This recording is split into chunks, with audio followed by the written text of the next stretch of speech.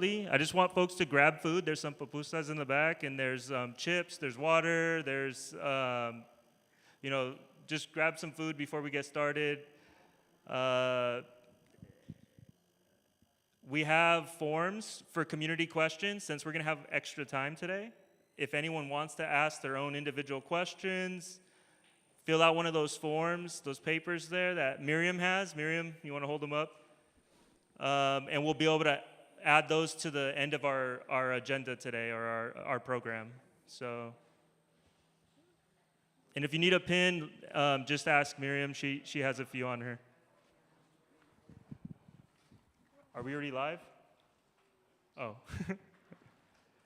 All right, so we're going to get started. I just want to thank everyone for coming. Let me grab this, sorry.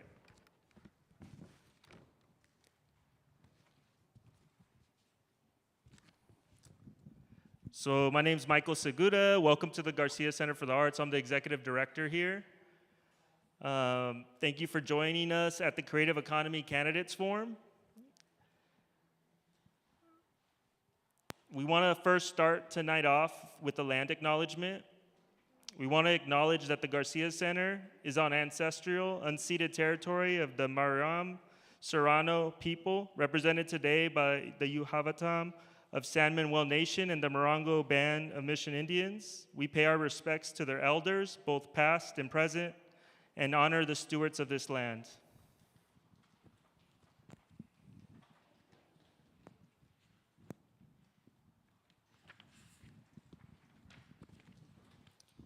So on behalf of the San Bernardino Arts Collaborative and our community partners, thank you to all for being here tonight for this candidates forum. Tonight's event is brought to you by the San Bernardino Arts Collaborative, a coalition composed of nonprofit organizations, artists, cultural workers, educators, local businesses and residents, and community members, all working together to strengthen arts, culture, and economic opportunity and community life throughout San Bernardino. This evening's conversation focuses on the future of our city and the important role that arts, culture, small businesses, workforce development, housing, public spaces, and the community investment plays in shaping our collective future. We also want to recognize and thank our community organizations, our partners, our sponsors who helped make tonight possible. I'm going to bring Alejandro up to introduce Just San Bernardino, the people who have sponsored tonight.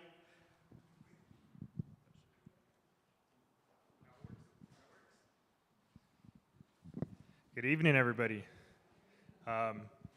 As Michael mentioned, my name is Alejandro Gutierrez Chavez, and I get to be the executive director of Arts Connection. We're the Arts Council of San Bernardino County, and one of the collaborative members for the San Bernardino Arts Collaborative, and also of the Just San Bernardino Collaborative as well, also known as Just SB.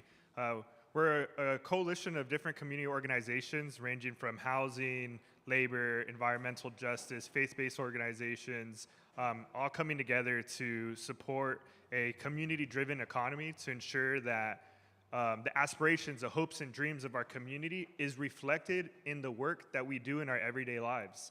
Some of those organizations that are here from the Just San Bernardino Collaborative, we have ICUC. Raise your hand if you're from ICUC. Huge shout out to ICUC. We also have Time for Change as well here. And a variety of different organizations as well. This wouldn't be possible without their support and the support of everybody, all the community partners, volunteers, everybody behind the scenes. Thank you for the opportunity to share space. Excited for today's conversation, which is a continuous conversation we've been having for a very long time on how arts, culture, and the creative economy can be prioritized within our local public infrastructure, the DNA of our communities. Thank you again, Michael, and I'll pass it back to you. So I want to thank our media sponsor, Inland Empire Community News,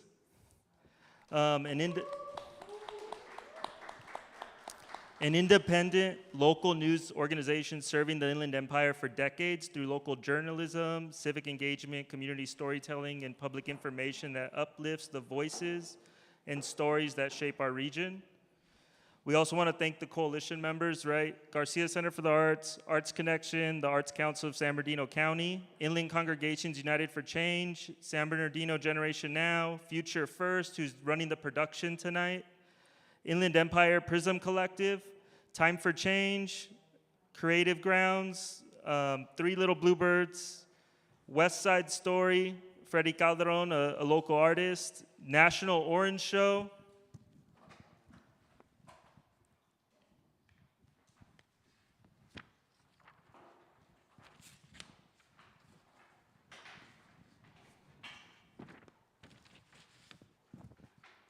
Realicor, San Bernardino Arts Association, the Samia Sibs, and all of tonight's volunteers, organizers, translators, and everyone else who's here to support behind the scenes.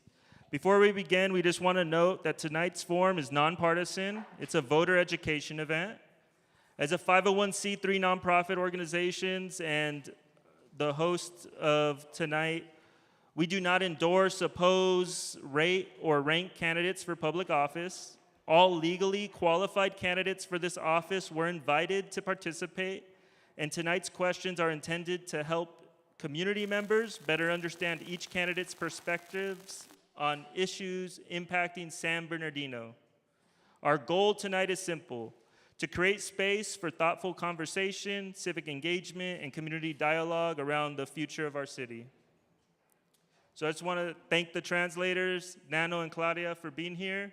If you do need translation, we have equipment there in the front sign-up. So I want to introduce, lastly, our MC of the night, Denise Berver. She is the co-owner and publisher of IECN, Inland Empire Community News. They have been locally publishing El Chicano in San Bernardino since 1968. They publish community stories, local stories, and highlight news that is usually overlooked by larger media outlets. You can visit their website at iecn.com or follow them at IE Community News on social media. Denise, thank you so much for moderating tonight. I'm gonna be handing it over to you. Thank you, Michael, and thank you everyone for being here. My name is Denise Berver. I am the co-owner and publisher of Inland Empire Community News. Before we start, in the interest of transparency, several of the candidates involved in these forums are paid advertisers of IECN. However, IECN does not endorse or recommend any candidate, and we are here as a neutral party and a partner of the San Bernardino Arts Collaborative. So a few quick guidelines and rules before we start tonight's discussion. Each candidate, well, you're the only candidate, so you'll have 3 minutes to answer each question. And then we do have a timekeeper. Oh, Michael will be keeping time today. You'll receive a 30-second warning and then a stop sign when it's time to stop. Everyone's getting the same questions, so we don't need to rotate answering because you're the only one here. So you will have 2 minutes to do your brief opening introduction, and then we'll move into the topic-based questions. We ask audience members to remain respectful throughout the evening, so every participant has the opportunity to be heard. We encourage applause and engagement, but ask that interruptions be avoided. We will also have translators for the Spanish-speaking community, and we ask you to speak clearly and at a normal pace to ensure smooth translations.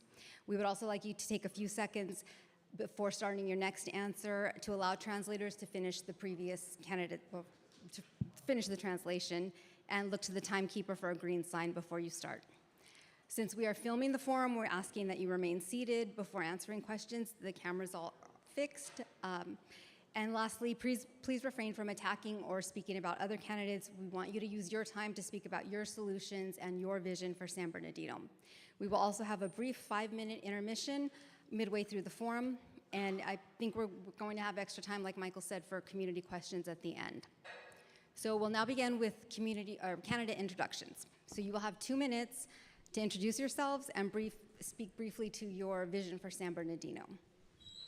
Good evening, everybody. First, I want to thank everybody that showed up tonight. This is important. Civic discourse in our city is important, and it always bypasses our ward. So that this is happening here in our ward is very, very important. I want to thank the Garcia Center for being here and ICN for running this and all the partner organizations. My name is Ron Alvarado, and I am running to represent the first ward on the San Bernardino City Council. I'm a lifelong resident, a proud graduate of Arroyo Valley High School, a president of a neighborhood association, and the previous chair of the Parks and Recreation Commission. Professionally, I am a government fraud investigator. I spend my days auditing budgets, analyzing systems, and ensuring public dollars actually serve the public. We are a few days away from an election that will decide the future trajectory of our city. For too long, the First Ward, specifically our west side and downtown, has suffered from institutional neglect. While other parts of San Bernardino move forward, our streets are treated like a dumping ground. Crime goes unchecked on G and H street corridors, and blighted commercial buildings are catching fire, costing human lives. We don't need more political theater from leaders who try to emulate disgusting politics, and we don't need candidates who switch party labels just to win an election. We need professional oversight and real governance. Tonight, we are gathered at the Garcia Center, a vital hub that proves how art and culture and community activation can uplift our neighborhood. Just recently, my daughter Sophia had her own artwork featured right here at the Student Smart Show. You can go see it after this forum. It reminded me that our youth have boundless potential, but they need structural pathways to turn their creativity into a career. California's creative economy is a $288 billion engine, and neighboring cities like Redlands are already launching arts and culture master plans to drive local economic growth. I am ready to do the heavy lifting. Thank you. Thank you, Ron. And thank you again for joining us tonight to answer questions. So tonight's questions will focus on the creative economy. These questions were developed collaboratively by community organizations, artists, small business owners, housing advocates, educators, youth advocates, and residents from across San Bernardino. These questions are organized around several themes impacting the future of our city, including economic development, housing, workforce pathways, public space, arts and culture, and community investment. We'll begin tonight with questions focused on small businesses, entrepreneurship, economic development, and San Bernardino's creative economy. Many residents and business owners have expressed interest on what strategies the city can prioritize to support locally rooted businesses, activate vacant storefronts, and improve their visibility and perception of San Bernardino. I will invite two local small business owners up to ask questions. First, I would like to introduce Duan Kellum, artist and co-owner of Creative Grounds, and Tia Johnson, owner of the Three Little Bluebirds.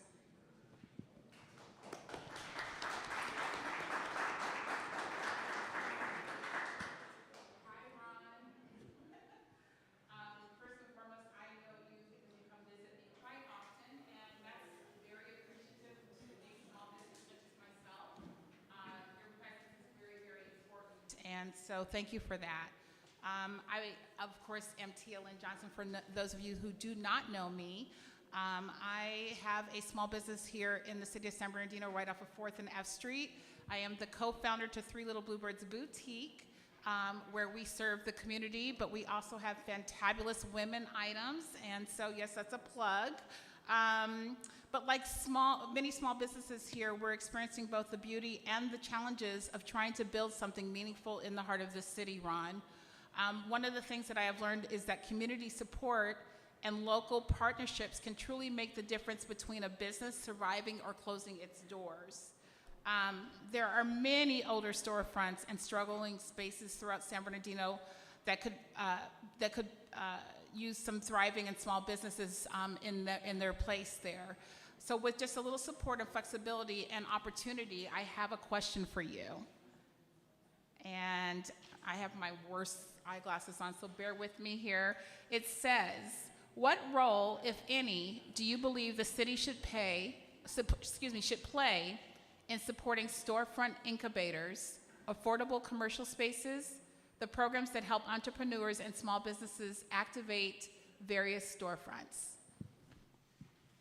And you'll have 3 minutes, and all the questions will be posted on the screen in front of you. Thank you. So California recently introduced its first sector-specific creative economy strategic plan. Neighboring Redlands just adopted its first ever arts and culture master plan to drive economic development. San Bernardino must follow suit. Our vacant storefronts must be activated, and we must treat creative enterprises as core economic drivers, not afterthoughts. As a professional government fraud investigator, I will ensure that any microgrants and redevelopment funds designated for minority and women-owned businesses undergo strict fiscal oversight to make sure that they're going to where they're supposed to be going. Funds must go directly to the shop owners on the west side and the downtown, not get swallowed up by administrative bureaucracy. We need to update our zoning to support adaptive reuse and local creatives, allowing local creatives to turn empty storefronts into pop-up galleries and creative spaces. True community-centered economic development means transforming blighted properties into productive tax-generating hubs for local entrepreneurs. Thank you. Thank you. Thank you. And next we have Dewan. Hello, good evening. Hi, my name is Dwan Kellum. I am the co-owner and co-founder of Creative Grounds Community Art Studio right down here on 4th Street. We've been around 5 years. We'll be here 6 years in August. Thank you for mentioning the creative economy. So I had an initial just thought question for the panel. So, so the question is, by show of hands, did you utilize local creatives and businesses based in San Bernardino to create your campaign materials? All right, thank you. All right. That's good to know, because the creative economy is very important, and as an artist and then as a business owner, we want to encourage local businesses, even campaigns, to utilize the services that we have here.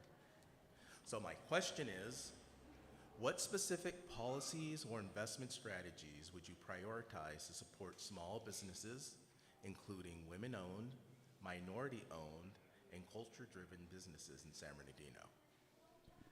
So first of all, San Bernardino is most, I would say, minority.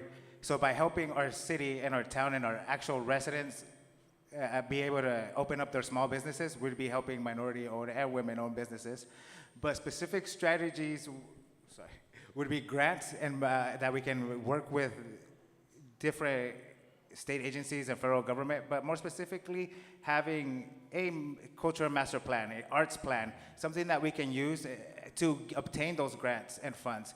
When we have documents, nothing to show on the city side, and this is something that I've seen continuously living here in San Bernardino for the last 20 years. There's a lot of great organizations and community groups out there. We have a school district, we have a bus system, but the city of San Bernardino and the city council keep dropping the ball continuously, and our city fails to prosper. So specific policies would be a art policy that helps drive our local history, historic spots. There's actually, in San Bernardino, we have going from a different minority, we had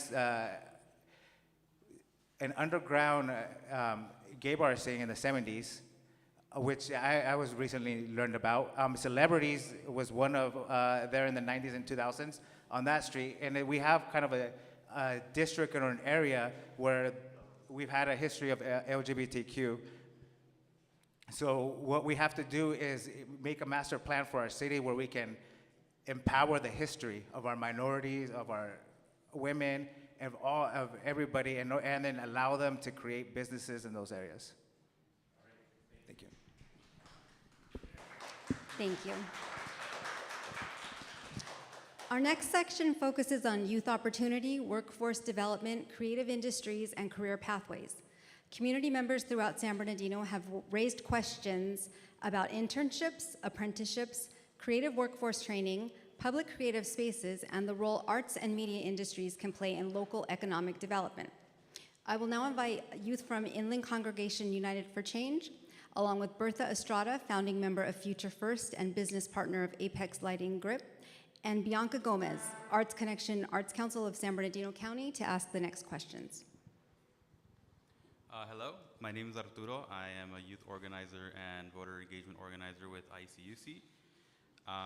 So the first question, what policies, partnerships, or funding strategies would you prioritize to expand paid youth internships, apprenticeships,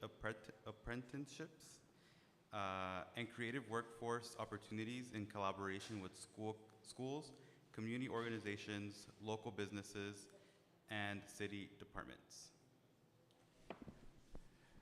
Okay, so California faces a significant skills gap. 47% of jobs require technical skills beyond high school, but only 39% of workers have it. We must use career technical education to bridge this gap right here in San Bernardino. Career technical education is a program at our high schools which allows our youth to focus on career pathways that are gonna provide jobs in their future. Our different high schools that have different pathway parts. And I recently had a conversation with our school superintendent, Mauricio Ariano, who actually grew up over here down the street on 13th and G. So they're trying to make San Bernardino a serious institution of academic learning. They have a great outreach program going right now, Are You From San Bernardino, where the youth shout, "Dang yeah!" They're trying to make our youth proud of being in San Bernardino, but again, what the problem is, just outside our recently painted schools or the program at Pacific where they're doing the tech center, our sidewalks are ruined. Our children are going to these institutions, crossing broken sidewalks, parents are evading potholes, and we're seeing, unfortunately, the effects of poverty on our streets going unaddressed repeatedly. And not just on our streets, specifically the first ward. So we have to partner with the schools in a way so they can expand their program, their CTE programs. As an alumnus of Arroyo Valley High School, I am incredibly proud of the Digital Media Arts Academy that's at Arroyo. That school offers structured pathways in design and media and visual arts. The city should be leveraging these with other organizations in our city and companies to link these kids with jobs.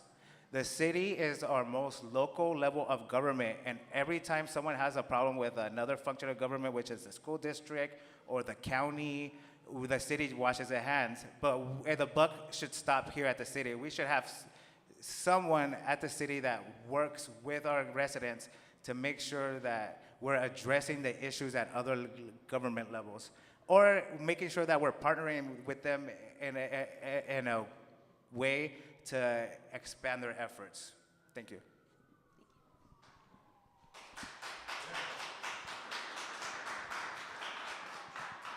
And the second question, I'll give it a second. Second question, so working a lot with youth, a lot of high school students and college-age students, youth feel very unheard, especially here in the city of San Bernardino, and sometimes even silenced when it comes to city planning and decision-making. How will you better involve our youth here in the city? Thank you for that question. I've been at a lot of community events. Some people have been here too, where the city claims to be gathering community input, but what they're really doing is presenting a plan to us and telling us that, oh, this is the input, but not gathering that community input themselves. It happened at La Plaza Park, where a plan was presented to the community. The community rose up because it was nothing. They wanted to remove the Fable gazebo in the middle, which has a long. If you ask anybody in the West Side, you would know it has a historical significance. It's not something that we want to do. They wanted to take away the bike racks because to them they said it drew homeless. But the neighbors stood up against that because these people were a part of our neighborhood, and they didn't want the design of the park to drive away people from the neighborhood. So in order for the city to take community input, the city council must make sure that the city manager is allowing the city commissions, and I've served on the Parks Commission. We are continuously ignored when we ask for audits. We are just waved off. I've had a commission meeting as the Parks chair asked for where $1.75 million donated by Joe Baca were going, and I was laughed at by the Parks director saying, oh, it's government, it just works. I am a government fraud investigator. If government just did everything right and it just worked, I wouldn't have a job. So we need to ensure that our city commissions are actually there to provide the oversight, that the staff that we're giving money to work for our residents are actually taking that input. And then when we pay $900,000 for a parks master plan, that it better have the input of every single family in this town.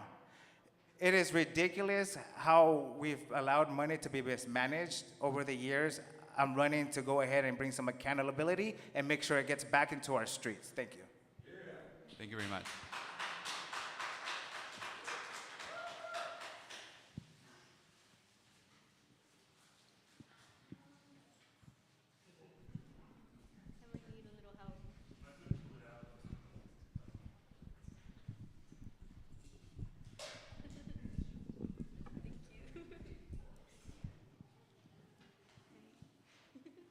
Hello, my name is Bianca Gomez. I am a resident here in San Bernardino, and I work with Arts Connection, the Arts Council of San Bernardino County. We work to advance the arts, culture, and creative economy across the county. My question is, what role, if any, should the city play in supporting public, creative, and STEAM infrastructure, such as media labs, maker spaces, recording studios, and technology hubs within libraries, community centers, and partner facilities? Okay, thank you. And first of all, just to go back to with the previous question, part of making sure our youth feel heard is showing up. We have to show up as elected leaders to community events. We have, which I've been showing up to. We have to show up to community forums, and we have to show up to the city council meetings. I'm the only candidate in the first ward who showed up to the last 30 30 public comments in the last year. I've made sure that our neighborhoods are heard, because when I show up to the council meeting, it's always 7th ward, it's always 5th ward, 4th ward, but we're never discussing about how to move the 1st ward forward. So what role should the city play in supporting public, creative, and STEAM infrastructure? Within libraries, community centers, or partner facilities? It should play a very outsized role. As a graduate student in technology, I understand the strength of the pipeline from our students to future jobs in our economy. Right now, we're talking warehouses, but the future of the region looks in cybersecurity and other IT-oriented sectors. We have to make sure that we are developing the workforce for that, so we can take advantage of those, our local youth can take advantage of those jobs. We need to scale the school district's work-based learning continuum, moving students from basic awareness to hands-on internships and registered pre-apprenticeships. We must strengthen pipelines with local higher education partners like San Bernardino Valley College and Cal State University of San Bernardino, alongside labor partners like the San Bernardino Carpenters Local 909 and IBEW Local 47. By building a skilled workforce, proficient in digital media, sound recording, and production art, we can make San Bernardino an attractive turnkey destination for regional industry, bringing high-paying jobs and union apprenticeships to our youth. Seeing my daughter's Sophia's project featured at the Smart Show here has proved to me that our youth have the raw talent. They have the need, that they just need the institutional infrastructure to turn that creativity and lifelong careers. And on just that point, somebody keeps trying to buy my daughter's art. I'm begging her to outbid them. But some of the kids in her class have also, at 5th graders, have offers for their art, and they're looking at something that I, as a child, was told was not a viable career, and they're seeing that we can make a viable career in the arts. Thank you. Thank you. Thank you. And Bertha? Bertha here? Oh, there.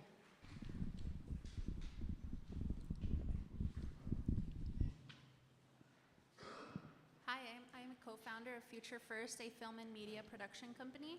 And my question is, how would you approach making San Bernardino more welcoming to film, media, and creative productions, while encouraging local hiring, workforce development, and investment within the city?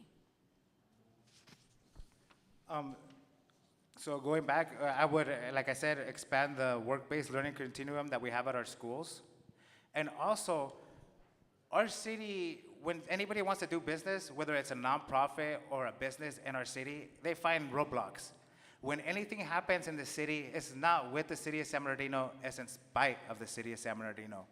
As a commissioner, I've heard from a lot of community groups who've tried to host events on our parks, and instead are met with rising fees and non-answers from staff, when what they're trying to do is actually do the job of the Parks Department itself, or provide the services that are not being provided by our government.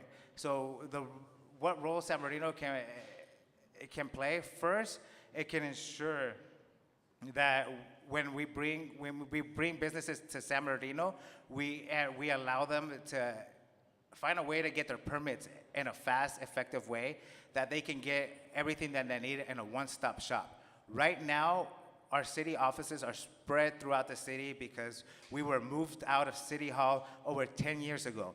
That has not been addressed. We are currently paying rent to do regular city business. We need to move back to City Hall so we can create a one-stop shop for any investment to come into our city. And that includes the creative arts. Everybody is being left behind that doesn't want to engage and pay to play. The time for that is to stop. Thank you. Thank you. We are moving quickly today, and we are on our third section now with questions around culture, identity, and community belonging. This next section focuses on cultural districts and corridors, LGBTQ+ community visibility, and how cities support community-driven cultural development. Residents throughout San Bernardino have discussed how arts, culture, local history, and cultural identity contribute to neighborhood vitality, tourism, public pride, and economic activity. I will now invite Miriam Nieto from San Bernardino Generation Now up to ask the next question.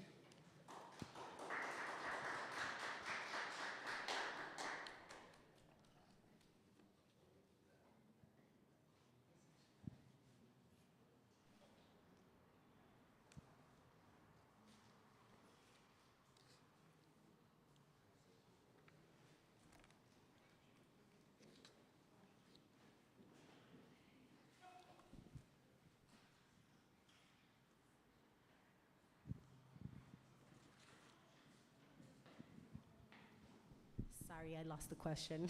Okay. Hi, my name is Miriam Nieto. I am a longtime resident here and organizer.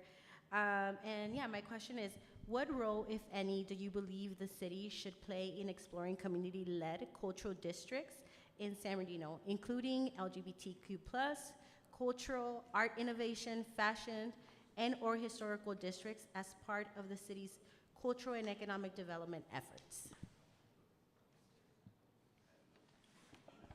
Okay, thank you. I think Redland's new arts and cultural master plan shows how a city can deliberately invest in its public image.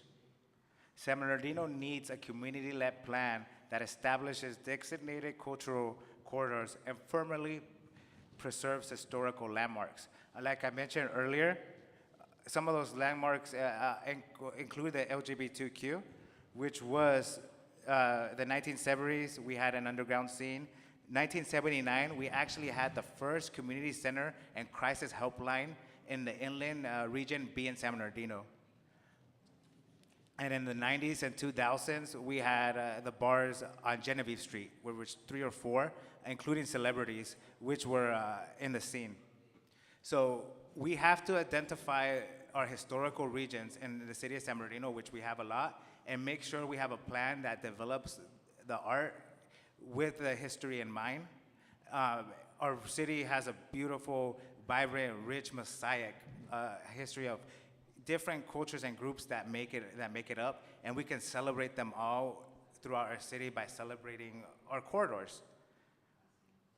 So I believe the city can have a direct role, and actually making sure with a arts and cultural master plan that we have community-led corridors. Instead of allowing G and H Street corridors to remain defined by illicit activity, we can use community-led zoning and public art to transform them into vibrant cultural corridors.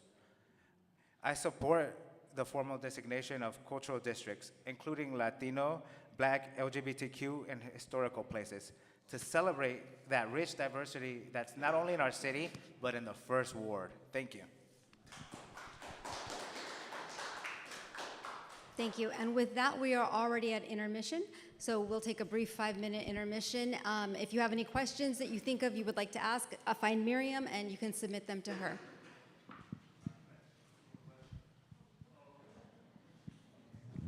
Going quickly.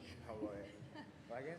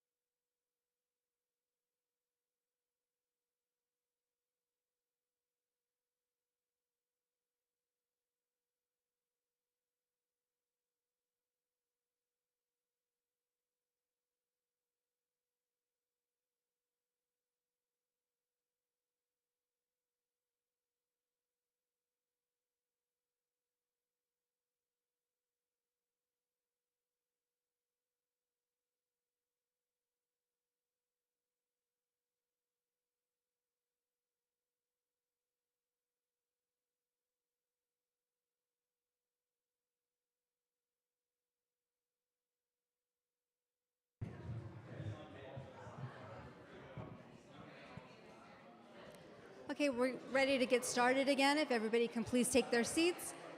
Also, if anybody has any questions, if you can lift them up, and they'll come around and collect them so we can add those at the end.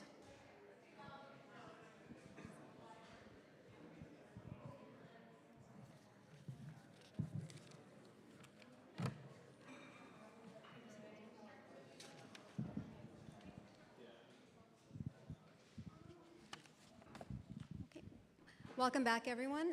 We will now shift our focus to housing, affordability, displacement, homelessness, and community preservation. Residents across San Bernardino continue to raise questions about how growth and development can happen while also protecting existing communities and renters, artists, small businesses, and long-standing neighborhood institutions. I will now invite Rainisha Belvins from Time for Change Foundation and Christian Flores from Inland Congregations United for Change to ask these questions.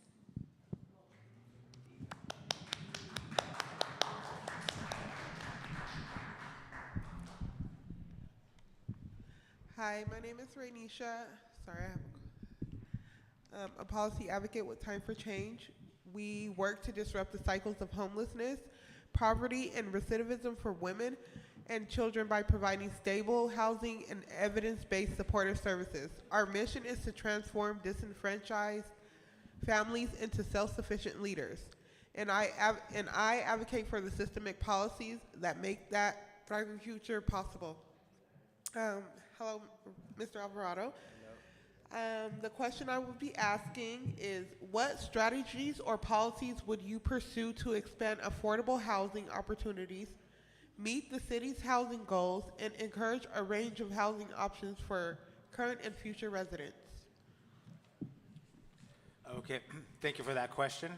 So right now our city is behind, and so is the rest of the county.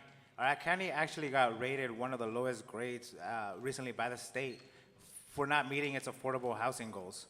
So we have to make sure that we can leverage our partnerships with the county, because when we benefit, the county is going to look a lot better. That's what they need, and that's what they want.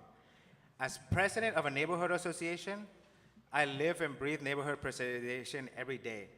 Affordable housing strategies must prioritize keeping current families rooted in their communities and preventing displacement. When we build affordable and community-centered housing, we should require local hire agreements. By partnering with local pre-apprenticeship and apprenticeship programs, we can use housing production to simultaneously create high-wage career pathways for our residents. We also have to, again, go with the partnerships from other great agencies or organizations in our region. Over the years, as a resident, I have seen the city continuously drop the ball. One of those ones is one that comes up all the time, the Omnitrans SBX line. I sit on the Omnitrans Transit Advisory Council, and I can tell you that that is a world-class plan, but a world-class route, and everybody's right to say, why was it placed where there's nothing to go? Because the city dropped the ball. There should be multi-use, multi-residential housing along that route. We should have storefronts on the first floor, housing on the second floor. The SBA connects Cal State San Bernardino to other cities. We could have a connection from Cal State to Valley College to help drive our student workforce. We have great programs from our high schools that are reaching into Valley College and even Cal State San Bernardino. By being able to provide a way for our students to live in the community, not only live in the communities, but traverse them, is a way that we can help improve the life of future residents. So the city must first deal with, the city must implement affordable housing throughout the city, but in our ward, there's a lot of opportunity downtown, but that opportunity is locked behind a lawsuit because the city, we are not allowed to make any long-term planning or anything until that's settled. So one of the strategies that I'm gonna do as soon as I'm elected is make sure we settle that lawsuit so we can expand that downtown and we can get into making affordable housing in the first ward. Thank you.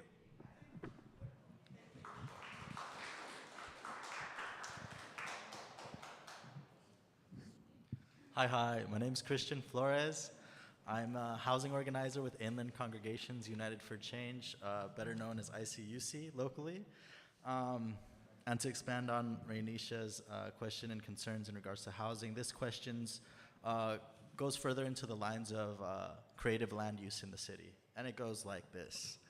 What role, if any, should the city play in utilizing public land, redevelopment tools, incentives, rehabilitation programs, or adaptive reuse strategies to support affordable housing and the activation of underused properties in the city?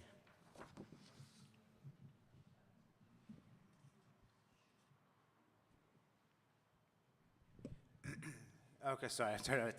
We have to work with adaptive reuse. So we can redesignate buildings and public areas in our region or in our city for that use.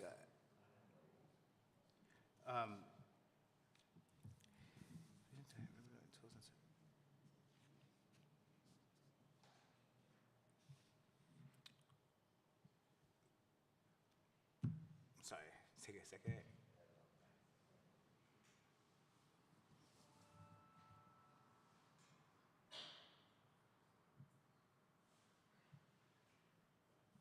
Okay, sorry about that. So we have to get into our arts and cultural plan. Like I said earlier, California has an arts and cultural plan. We have a $288 billion economy that we're not tapping into. Redlands just tapped into it by approving their arts and cultural master plan. The city has to have an arts and cultural plan that includes redevelopment tools, such as adaptive reuse of old buildings that are in line with corridors throughout our city. We have to have a master plan so we don't have a potmark city where development goes different ways and there's no unified or strategic plan throughout. So the city needs to play a central role in utilizing that public land, redevelopment tools, and incentives to make sure that development in our city takes into account the local community, it does not leave us behind, and that there's actual, when we bring development, there's actual contract mechanisms to keep it for our community, which includes community benefit agreements, service level agreements, and a lot of different mechanisms that exist in public policy to ensure that once we make a deal, the deal is in the benefit of the residents and it doesn't end up like we see over and over and over again, going to developers and consultants. Thank you.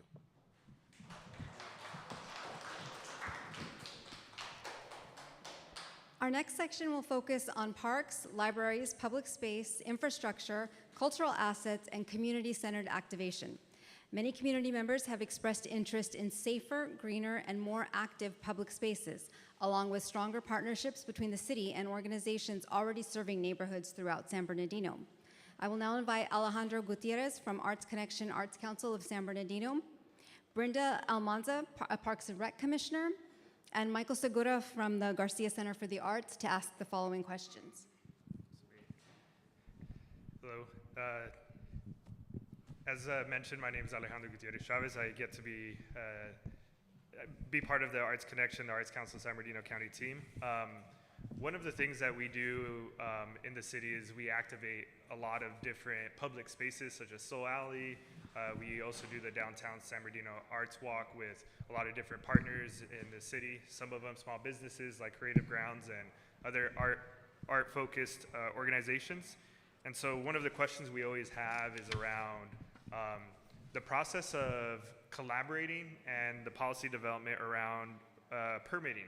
So my question is, how would you approach city policies, permitting processes, and partnerships that support community organizations activating parks, libraries, vacant lots, and public spaces through arts and cultural community-led programming?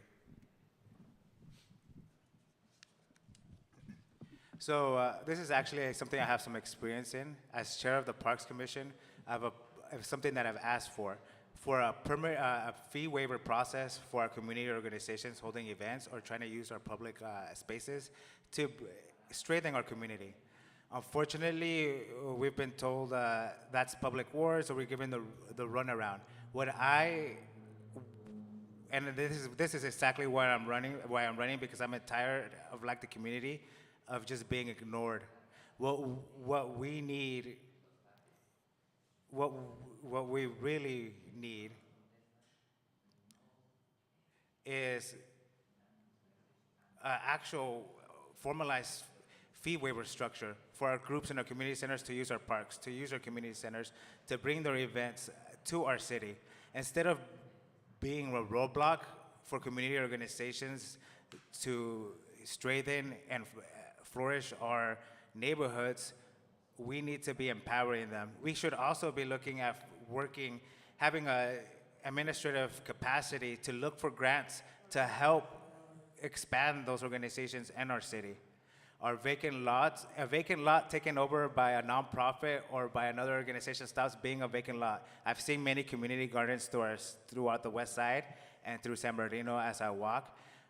These projects need to be supported with a permitting process that's easy for residents, not cumbersome, and that involves fee waivers or any financial assistance to bring that programming, or to even hopefully in the future change some of our old buildings into community centers or or corridors into art districts where the whole community benefits.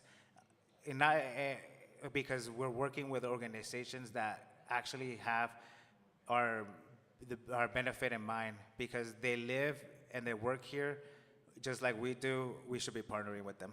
Thank you.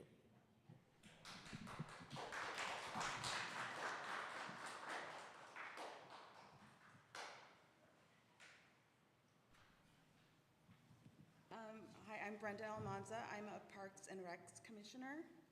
The question is, what policies, investments, or partnerships would you prioritize to improve climate and heat resilience in public spaces?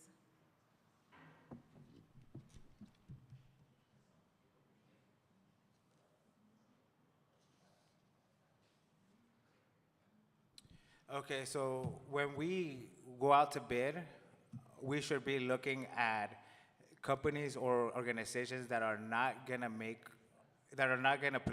that are not gonna make our city and our region worse. So what we failed to account for a lot of times is the true cost of items. We disregard the cost of pollution, the cost of diesel in our communities, and do not bake that into the cost of producing items. Those effects are left to us. We end up subsidizing everybody's cheap Amazon with our health, with our children's health, because nobody's paying to clean up our air. Nobody's paying to clean up our streams when they dirty them. So what we need is a council that actually has our children's and our community's intention at heart. We need, when we bring in outside organizations, when we make contracts, we need community benefit agreements that ensure our communities are not being left behind, that we're not subsidizing Jeff Bezos, that we're not subsidizing the rich at the cost of our children, of our parks, and our streets. Thank you.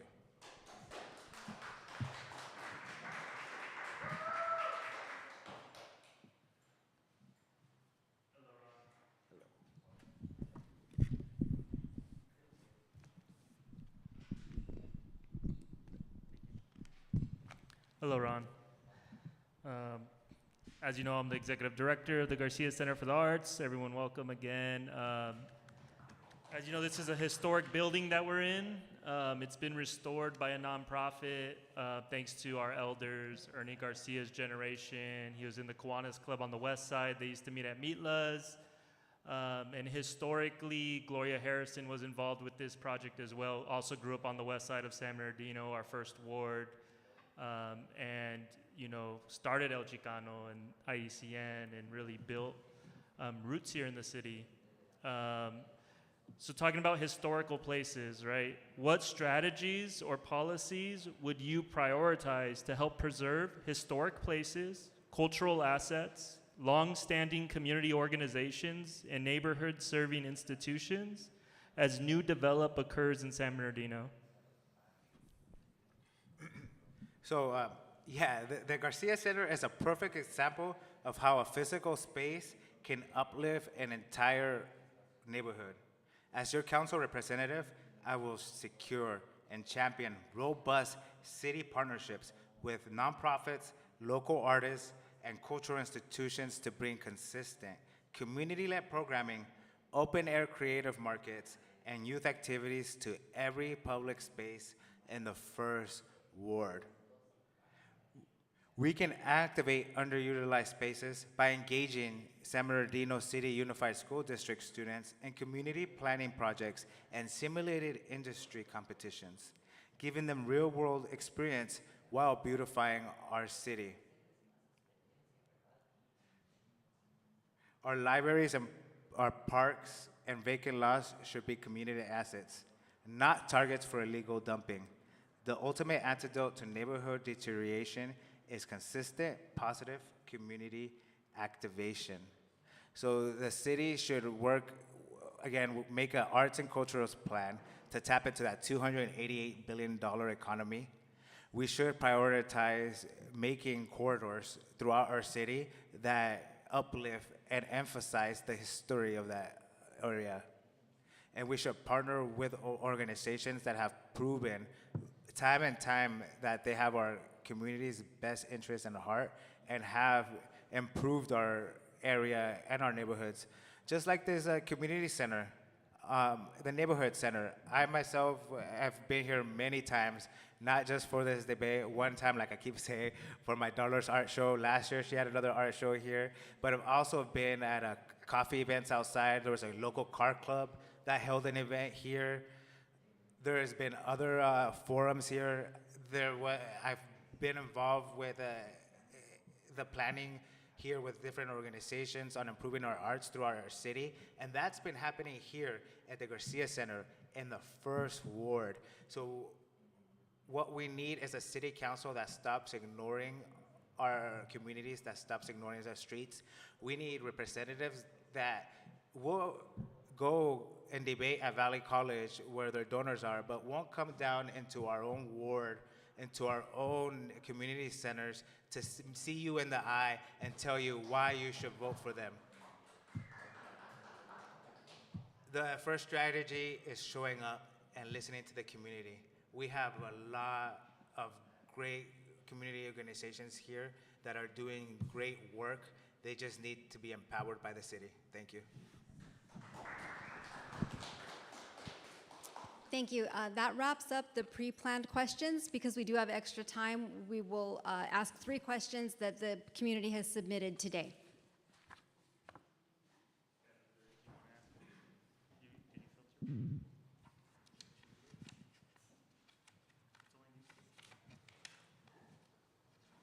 Is there any other questions at all? Anyone write anything that they want to ask? All right. So we have 3. I'm gonna do one at a time. You want to give 3 minutes still? We have enough time, right? Yeah. Okay, so the first question from the community. Everyone refers to the 1970s All-America City era. Our community has grown, and a younger crowd is eager for a future of prosperity and growth. How do you envision our All-America City in the future?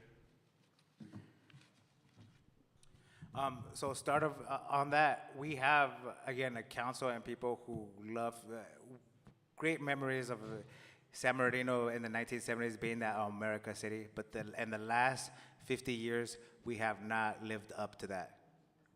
We have allowed our city to deteriorate. Our downtown, instead of becoming a hub for the region, is avoided at all costs. So in order for us to become an all-American city again, we have to invest in our communities. We have to invest in our neighborhoods. We have to stop allowing outside interests to come in and dictate what our communities should look like, what we should be, and what we should be thinking in our neighborhoods. We need to make sure that our communities are thriving with equitably. Right now, San Bernardino is almost a tale of 2 cities. North of Highland, north of the 210 by Cal State San Bernardino, it looks like a completely different town. Our ward has been continuously left behind over the last 20 years, while the rest of San Bernardino and the region flourishes and expands. We are left behind. And why, when we have incredible talent, we have a lot of skills that come from our city and from our first ward that are not utilized. People are driven away. I'm repeatedly asked, why did I buy a house here? My friends and family that have moved out, my brother-in-law to Lake Elsinore, beautiful places, keep trying to drag me away. He's a chemical engineer. He could not find any job in our area, and he had to find a job in the beach. He could not live here. I have another friend who grew up here. He actually went to USC, got his master's in urban planning, and works at Beverly Hills in their planning department, doing amazing work. He is now leading planning at a city of Duarte, I believe. But these are skills, people that we're losing to other communities that are getting all of America capabilities and opportunity. We're subsidizing the region's residents that are coming to beautify their areas and make them better. We need to keep our kids here. We need to keep our talent here by providing them the jobs and the opportunities to grow our community and our economy. That's how we'll become an all-America city again.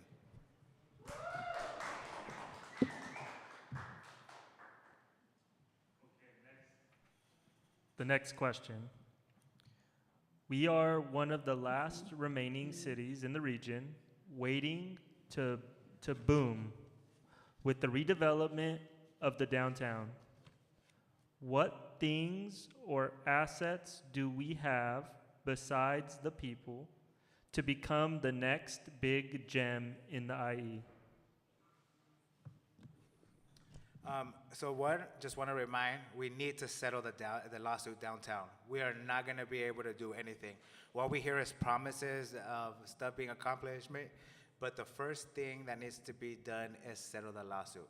Now, why do all these warehouses want to build in San Bernardino? Because we are a prime location in the region. To go anywhere, you go through San Bernardino. To go to the mountains, you go through San Bernardino. If you're coming from the high desert or the low desert and you're going to the beach or you're going to LA, you drive through San Bernardino. We have to leverage that in a way that we're not, again, subsidizing billionaires with warehouses, but we're helping our community and our neighborhoods grow and expand. Can you repeat the question again? What things or assets do we have besides the people to become the next big gem in the IE? And then we also have a rich history. San Bernardino was one of the first places that we had people here. With the Mormon fort, that's part of it is still at our courthouse. We have a rich history that involves a lot of different cultures throughout San Bernardino. We need to be tapping into that. Thank you.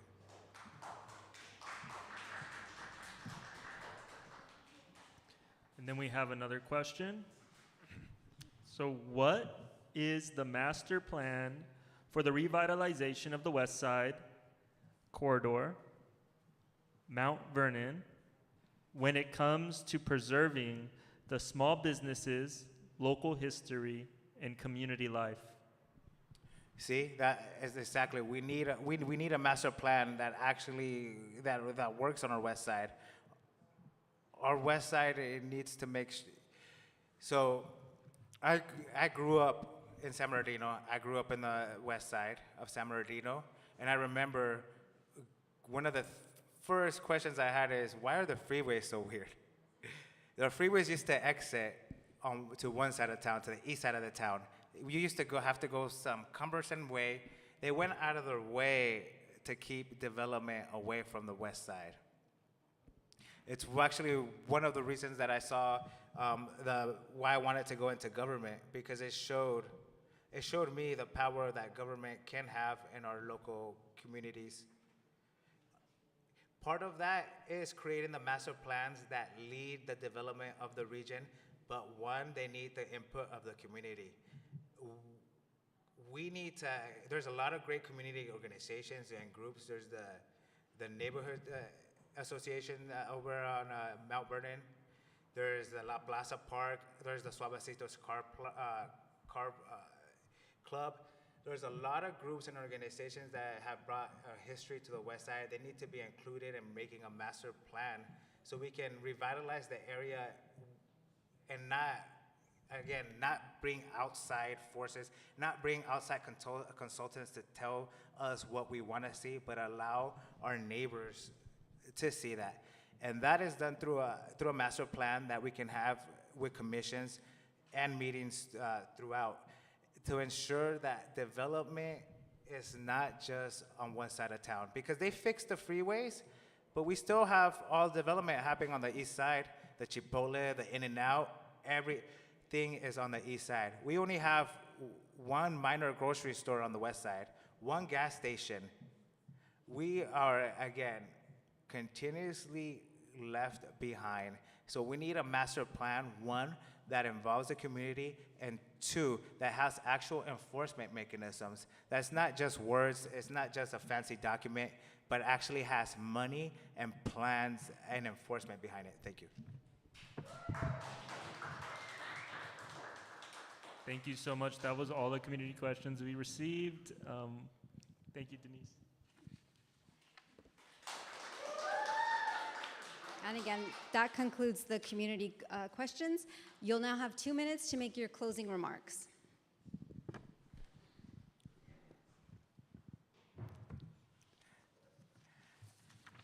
As we close tonight, I want to ask you to take a hard look at the choice before your next week. You have an incumbent who kicks the can down the road on public safety, punts critical building safety codes while a word literally burns, looks voters in the eye about being the only Spanish-speaking candidate in this race. Then you have a professional fraud investigator, a parks chair, a neighborhood president who has spent years actually doing the work. Other candidates in this race talk about their flexibility as retired individuals, but free time means absolutely nothing if you haven't used it to stand up for your neighbors in City Hall, or even attend actual forums in your own ward. I didn't just start showing up just because an election was this year. I have delivered over 30 public comments at the council podium in the last year alone, demanding accountability for our streets, our parks, and our families. And I've been giving comments for over 18 years through our bankruptcy and other parts. True community stability means protecting our residents from displacement and holding corporate slumlords accountable through aggressive, proactive code enforcement. It's hubs like the Garcia Center. It means activating our parks and vacant lots through robust city partnerships with cultural hubs like the Garcia Center. And it means leveraging state frameworks like the California Arts Council's Creative Economy Strategic Plan to bring film, media, and tech pipelines directly to our West Side and First World youth. We don't need a clone or a copy of the current lock of leadership. We don't need another 20 years of the same failed politics. My name is Ron Alvarado. Ballots are due by June 2nd. Let's stop the theater, enforce the law, and put our neighborhoods first. Thank you.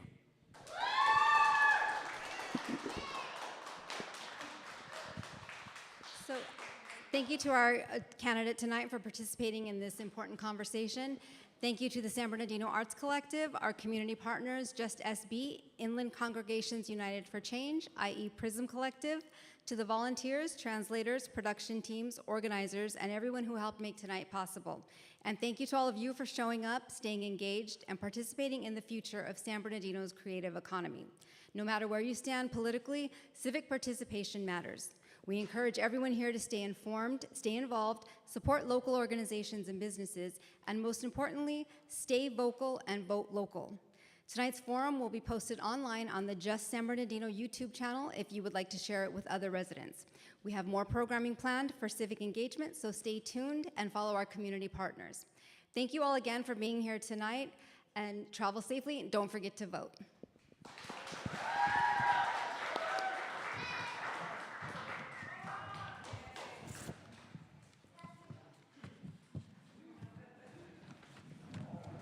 Thank you, everybody, for coming out. I really appreciate it.